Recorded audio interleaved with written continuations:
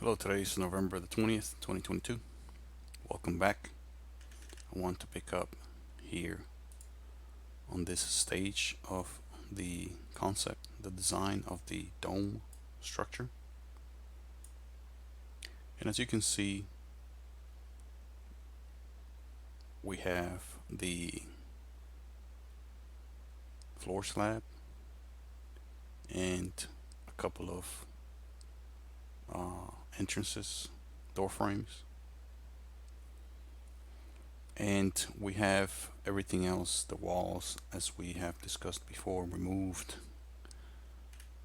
for the ease of discussion here with this, the center pole, which will be used to build the dome. As I mentioned before, this must be as vertical as possible and attached to a rod or conduit or pipe that is encased into the concrete several hundred centimeters into the ground with a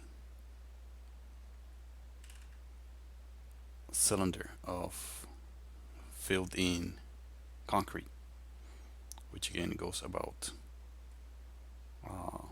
4 to 700 centimeters into the ground. Excuse me, maybe not that many centimeters, uh, probably about 200 centimeters into the ground. But again, do check the documents, the construction documents for exact dimensions.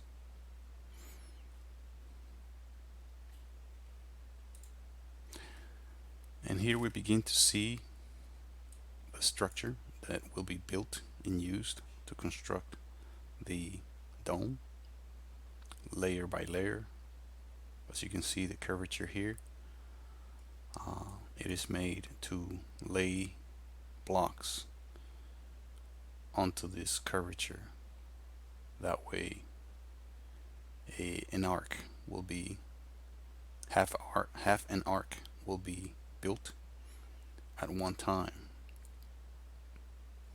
and through the use of rotation another arc will be built next to it and another one next to it, and so on. This is a wood structure that it is to be built on a temporary basis. Basically, this is a temporary structure to be removed when the dome is complete. So it could be built from wood. Not necessarily only wood could be used, but also it could be constructed of materials like metal, steel, or other alloys that allow for this approximate shape to be built. And I have these cross members here for strength and stability. But again, this is not the only shape and method to construct this. This is the enclosure here made of wood, basically encapsulates the bar, the column that goes all the way to the top. Not visible here because it's already encapsulated by 4 very long pieces of lumber in the form of a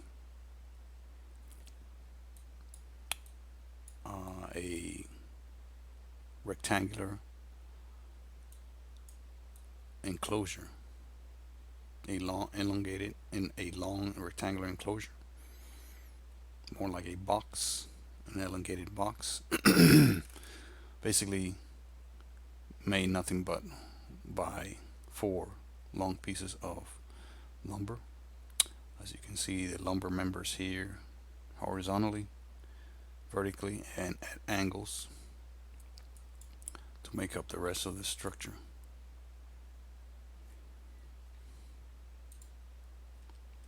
Here's another view of the same, and with some human figures for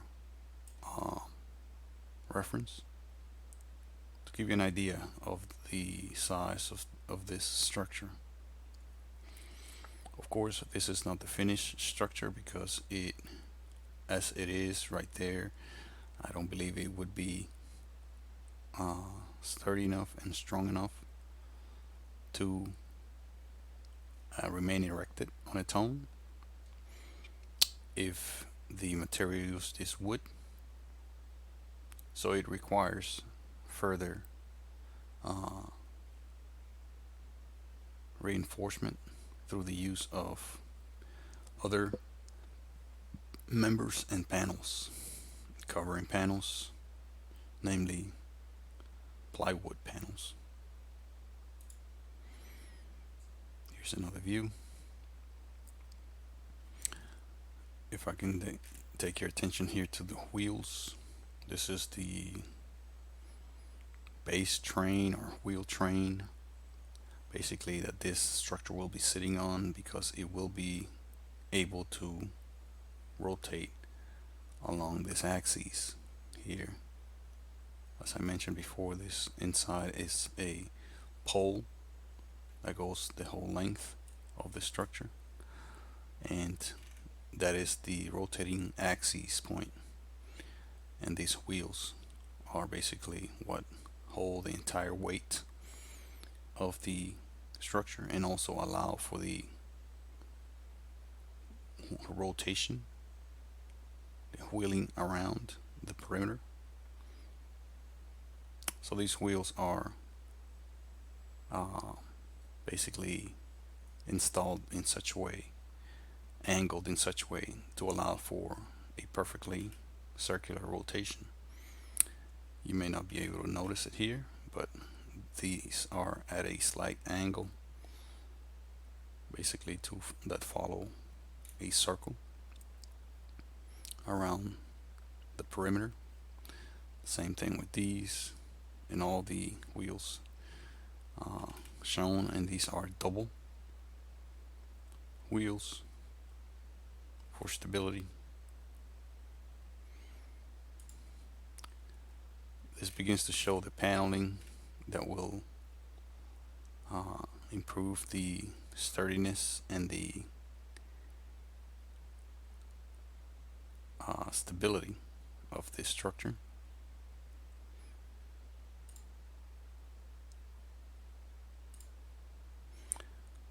And here we begin to see the addition to the structure, which is a set of stairs to allow for access to the different levels of the structure. The structure is its purpose is to basically allow persons to lay blocks on the curvature for the construction of the dome. So of course access needs to be made or included in the construction of this structure. Again, this is a temporary structure to be dismantled when the construction of the dome is finished. And you can see here a very rudimentary and steep staircase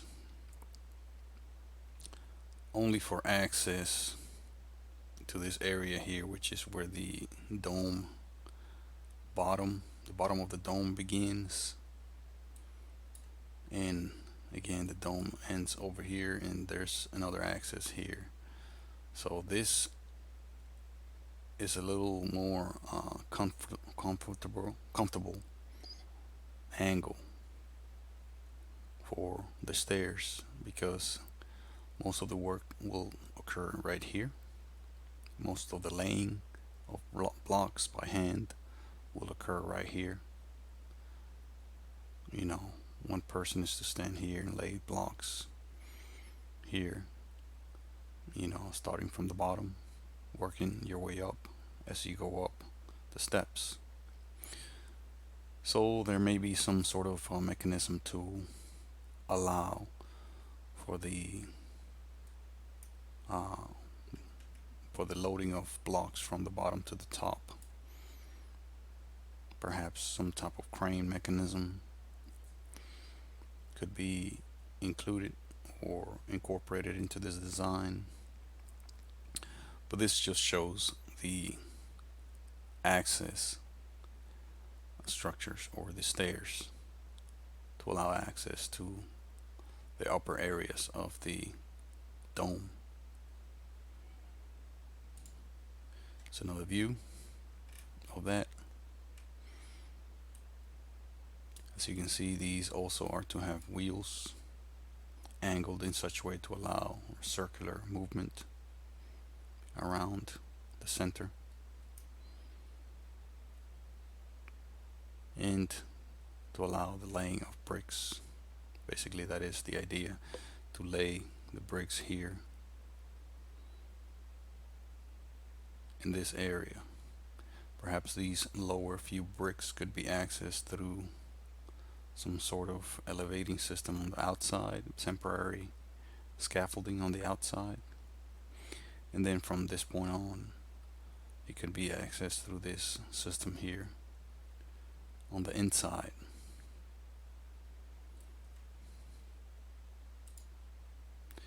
This is another view showing a few depictions of people, how they would be standing on this area here, this platform, and slowly lay bricks here.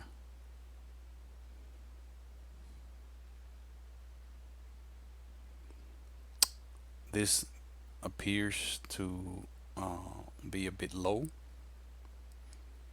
Again, this individual is not a very tall individual. However, if that individual were to try to access those areas here, it will be well overhead. So this may need a bit more height, which could be easily added and achieved, and that is something that I will take note of. This individual here appears to be a bit short to access the top areas. Even right here, right above head, is quite a reach to reach that area, even if it's standing right here. So this individual may be able to reach these areas here comfortably, and that's it. But when it comes to these areas here, this may need a bit more height.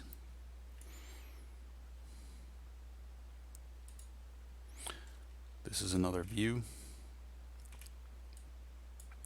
Here you can see the wheels on the base of the entire structure, again, that allow for rotation.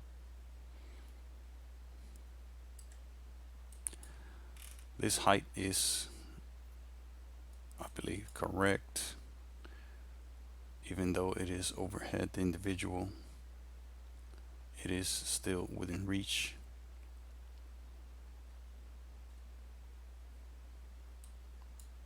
Wouldn't hurt to have it a bit higher. So this entire structure could be higher to allow for more comfortable and safer access by individuals that may not be so tall.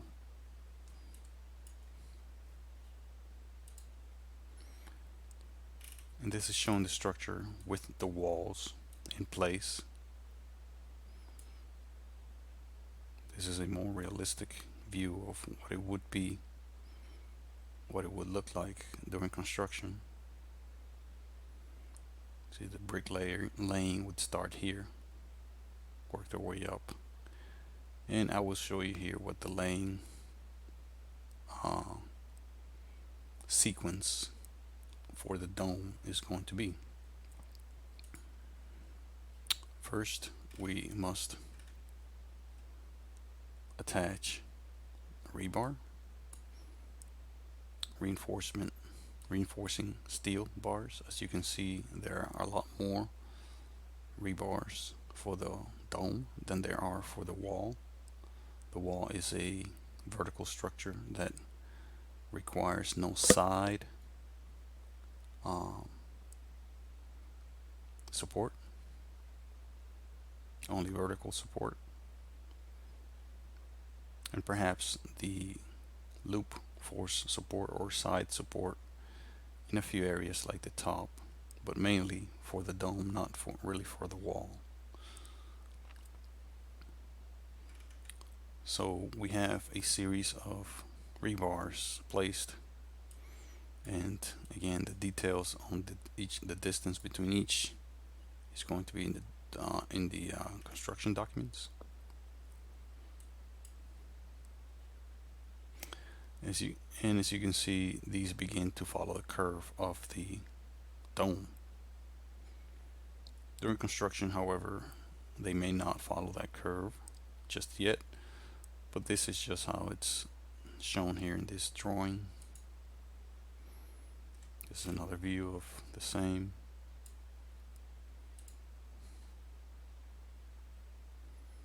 A view of the rebars with the structure. And again, this structure could be rotated around for the placement of the rebar. Many of the rebars, perhaps majority, will be attached to the portions of rebars that are exposed from the wall and secured in that manner. Others will have to be positioned with more creative methods. So they can follow this array more or less.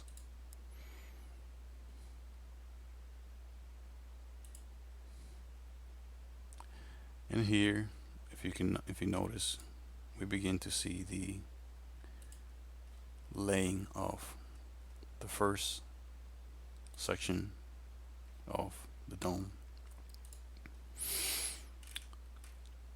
This is the first few layers, 6 layers of blocks. As you can see, the layers are one on top of each other. They're not laid like the ones on the wall are. They're laid directly on top of each other in line. Of course, with mortar in between, again with dimensions carefully given on the construction documents, and with the angle being determined by this structure, which is what it was built for. That is the purpose of this structure, to help you lay exactly these blocks at an angle following this contour. So of course you're going to have to lay each column of blocks one by one, then moving on to the next one, laying that column from bottom to top, moving this structure to the next one, laying that column bottom to top, and following that same pattern of movements and work over and over all the way around. If you follow the dimensions given in the construction documents as far as spacing between them, then there should be some space, determined space here for mortar, and here should be close to the blocks coming together. As you can see, they're very close together, and here on the bottom they are much further apart. That is to follow the curvature and allow for this shape to occur.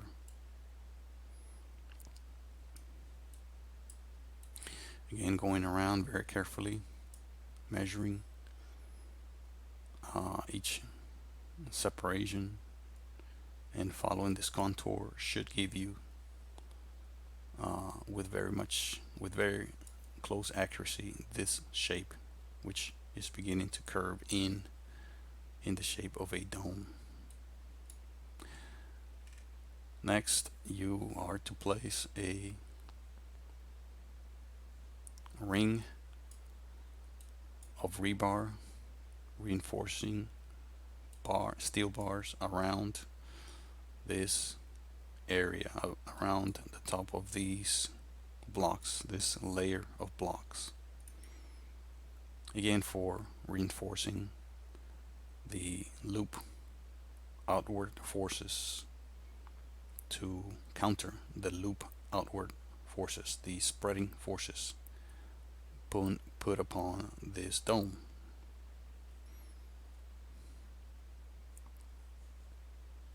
And for that, I believe it's best to put the ring on the inside of each of the vertical rebars and attached with steel wire at each point.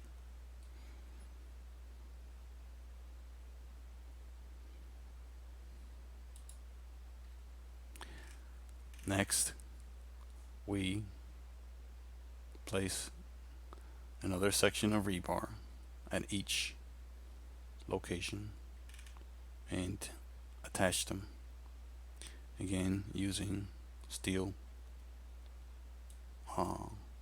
wire.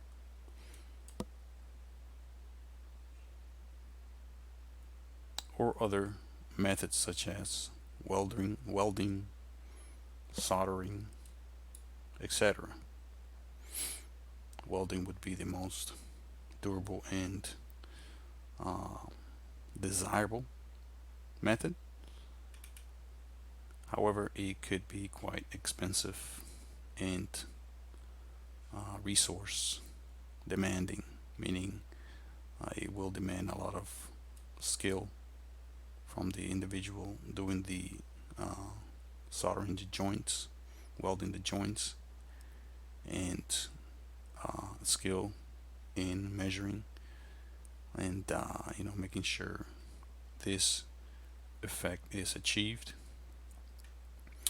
This pattern is a pattern that has been developed specifically for these types of domes, where some of the rebars like this one here come together at this location, again with measurements and dimensions given in the construction drawings, and other rebars coming straight up like these two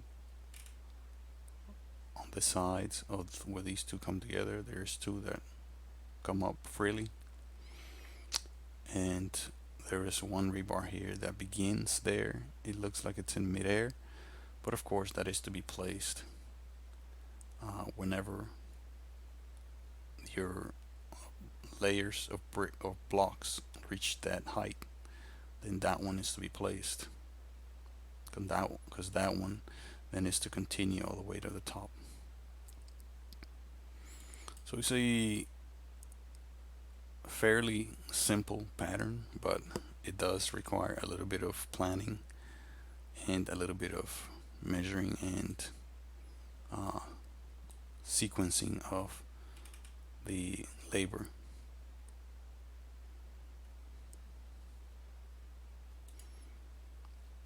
Here we show the next layer of blocks. As you can see, this layer of blocks leave a gap in between that has been specifically designed to be this way to allow for straight stacked columns of blocks without having to shift them around or put them in a T fashion or T configuration. These are straight up and down. They have not broken that straight up and down pattern. However, these gaps are necessary to allow for these to continue, for these columns to continue unbroken. And they will meet here at this point, again with the gap here, a large gap here, and no gap here, or very small gap here. And following the construction documents, the construction method, then you should have two rebars exposed where this gap is, from bottom to top. And the purpose of those two rebars is to reinforce this area here, which will be filled in. Again, these columns are to be laid using this same curvature, going around one by one, laying one column, and then the next. Of course, the rebars that go inside of each block are still there. You or whoever builds this needs to basically lay or slide the block into the rebars one by one and put mortar in between. Lay the next block into the rebar, put mortar on top, lay the next block. That way you can have a continuous curved column or stack of blocks that have rebar and that are filled in. You are to fill in each block in its void with concrete, of course, to maintain the rebars with contact, in contact with the concrete. You don't want to have it hollow, and that will not bring any kind of friction between the blocks and the rebar, and the reinforcement will be very insignificant. But if you fill the blocks in, the voids of the blocks, which all these blocks will have voids, then you will have a steel reinforced structure. Again, this ring is to be covered in mortar, and of course this section is to be later filled in with mortar, again using this same structure. This structure is to slide from underneath each time an area is cured. So for example, you slide this structure underneath this void here, perhaps place some wider paneling towards the bottom, and then fill in that structure, that void, with either mortar or concrete mix. Fill it in, allow it to cure, then slide that structure from underneath, go to the next one, repeat the same process, fill this void in. Those voids, I don't believe they will have too much trouble being filled in, because they're not that big, and they could be easily covered using this structure from the inside and then filled in by hand.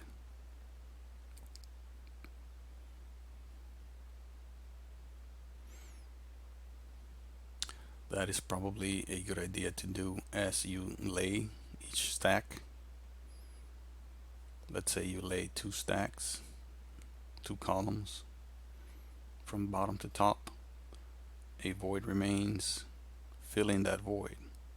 Then go to the next stack, lay that stack, fill that void, and then move around in that fashion, and you will have that shape, the dome shape, being filled in very quickly and very sturdily, and very uh, stable, which you will not need to prop anything up uh, after it's cured. Once it's cured, you can just move on to the next one without propping anything. That will be self-erected and self-sustaining. That is what I believe. And again, you can see the rebar sections here sticking out.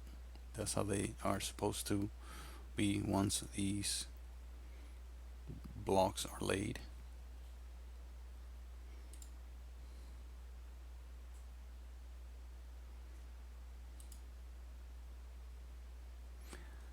And then here we show with additional sections of rebar attached to the existing ones via tying them up or by welding them together, and then with a certain number of rebars, not all of them, but a certain number tied up at the top, coming together at the top. Again, these are not to be attached here yet because there still needs to be another layer of blocks here in this area, so these are still loose and able to bring blocks into the rebar.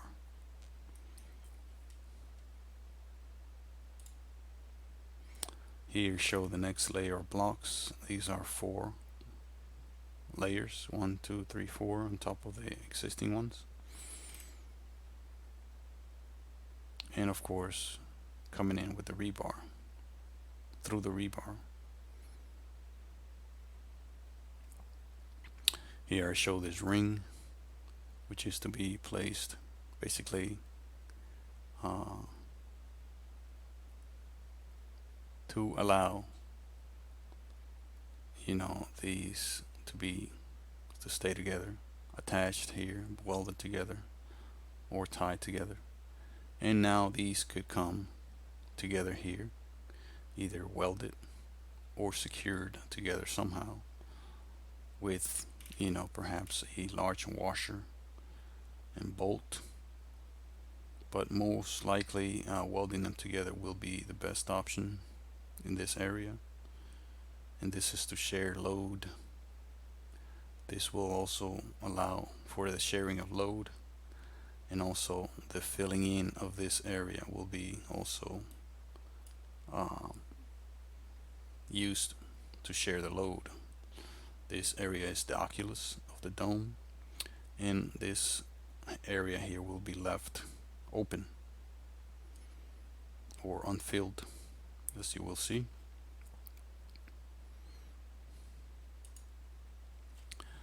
As you can see here, this is how we will be filled in, how we should be filled in. The method of filling that in, of course, is using the same inside structure, the block layer as I call it, to fill in each layer one by one until you go all the way around. And of course, somehow leaving this oculus or circular hole here in the center, and leaving the rebar exposed in that area.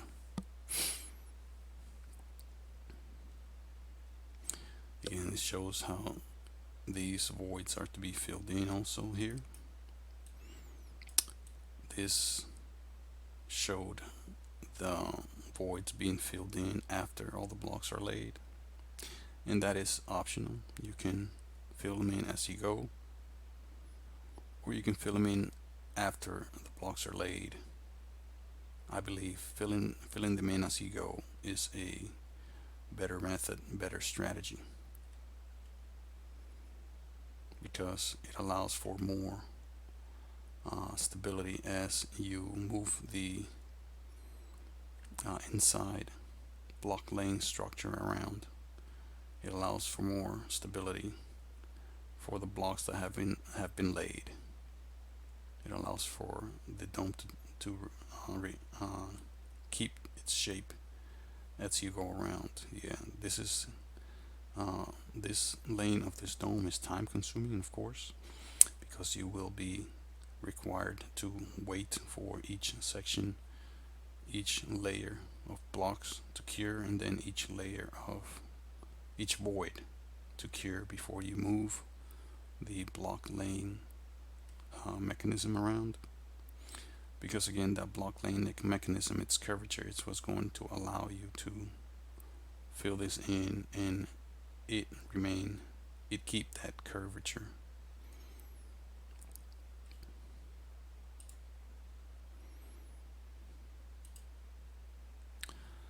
This here shows what a capstone could look like. The capstone could be something of this shape. Not necessarily so. It could be a flat structure. This one here appears to be lensed, curved, a curved lens, which I believe to be a nice feature if it was curved and lensed. If it's some sort of plexiglass structure, it could be polished to be cut and polished to be this shape. Of course, it would have to have some thickness to it for this to be achieved. I chose this color just for personal preference, and this bottom area here is basically a circular cylinder, a voided cylinder, or a cylinder that goes around. It is not solid, of course, it's not filled in. It is just these walls here that allow for narrow windows here for air to circulate in and out of the dome. And this is to be clear or somewhat clear to allow light into the dome. It could be, of course, any other color or even clear.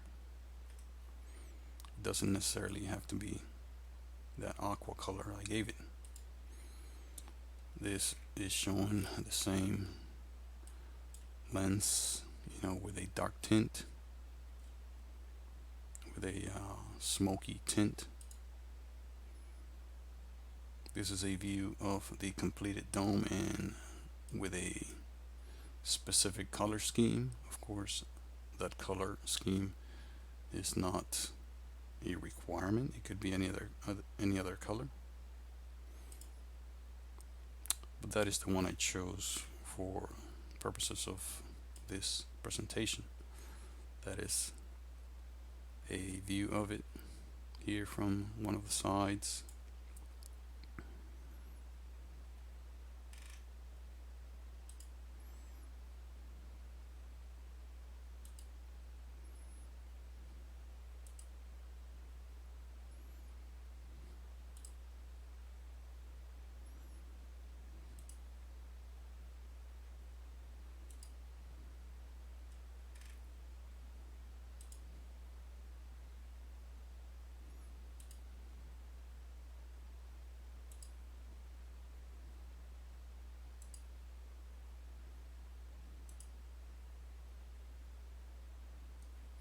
And that, my friends, is the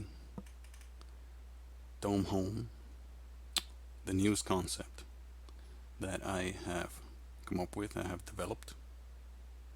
And it is a very different concept, very different approach from the last dome home that I designed and presented, because I believe, again, this one to be superior both in ease of construction, the availability of the materials to construct, the amount of time required, the amount of labor required and skill required are less than the previous design.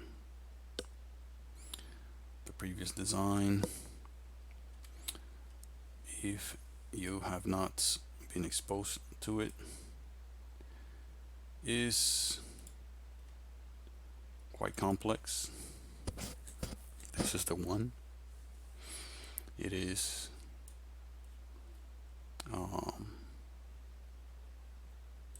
not as sturdy. It is not as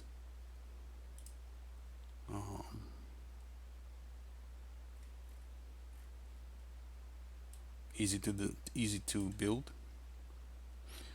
and it is not as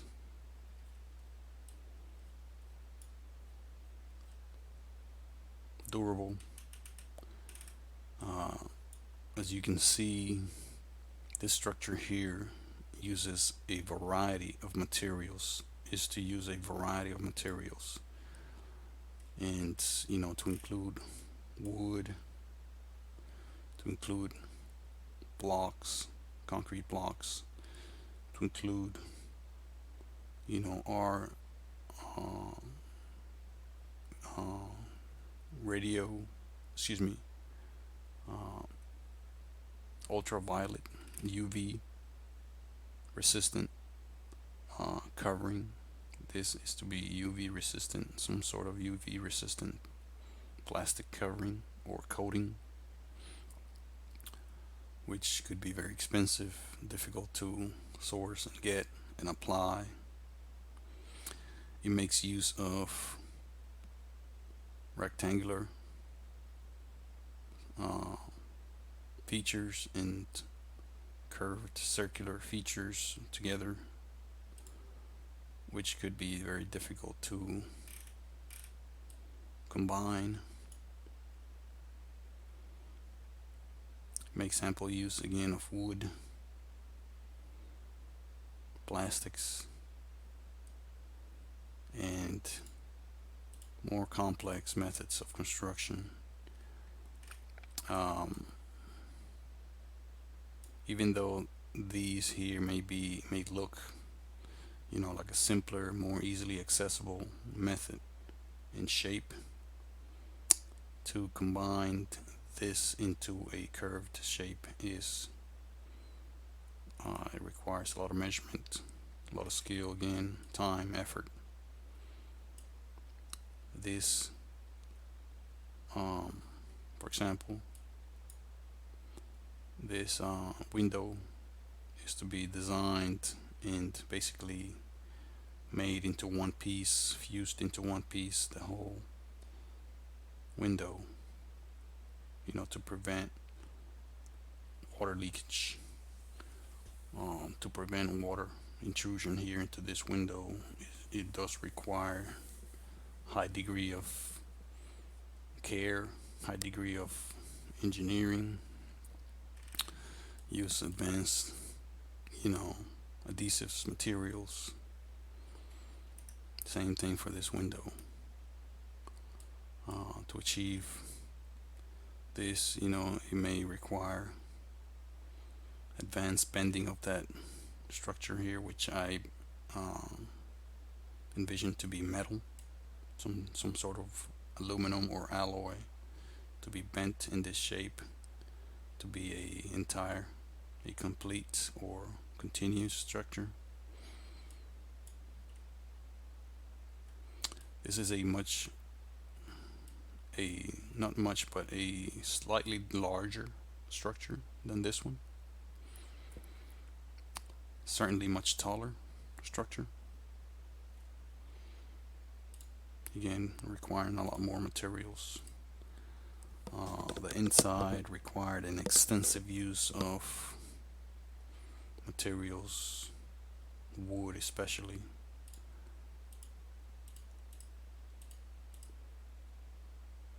For the walls, which very many of them were supporting structures. As you can see in this view here, all of these columns here, there are about 11 of them or more are supporting columns, because again this is a mostly wooden uh, dome structure, which requires a lot of inside support, uh, and because it is wood attached by way of fasteners in most cases, which allows for a lot of movement, flexibility. With that flexibility, uh, needs to be countered with support. Again, this is a two-level structure requiring a lot of work, a lot of materials, measurement, design, labor, skill, all of which are fine if you have them, if they are readily available. And even this design is still superior to the conventional design, and still more uh, or less consuming of resources than a conventional home, like a home of this size, of the conventional design or type, will take a lot more labor, time, resources, material, skill. However, this design here basically tops this one here a few times over, a few orders of magnitude, I believe. It is of comparable size, and it requires magnitudes less of, again, materials, time, labor, skill. Again, the materials are much more readily available. Uh, Silica-based concrete is probably among the most abundant construction materials and available in just about any part of the world. And it could also easily be manufactured locally. It is a material that does not have to be brought in for the most part.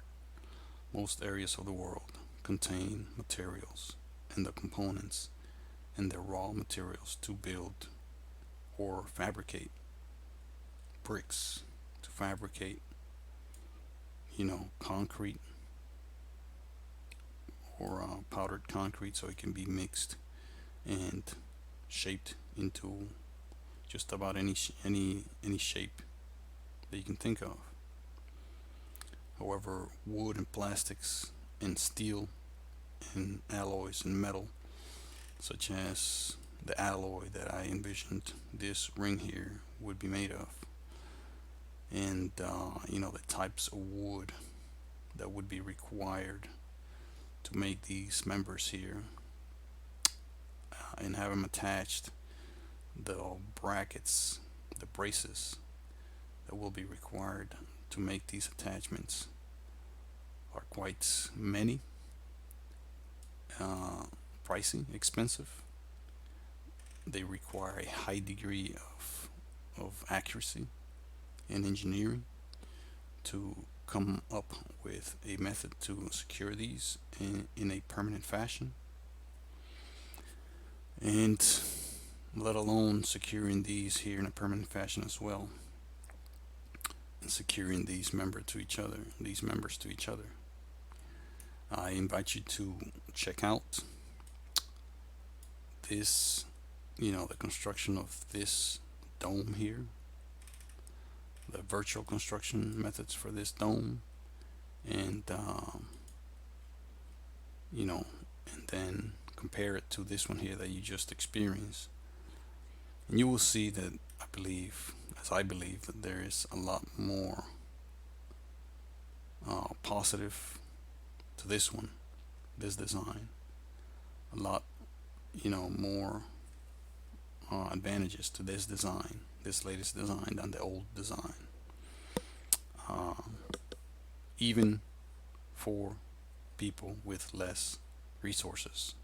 This sturdier, heftier, more durable dome is, I believe, to be more accessible to more people all over all over the world than this dome that was specifically designed with that same mentality, that same goal of having a dome basically be built by as least people as possible with least materials as possible, and with uh, efficiency and durability in mind.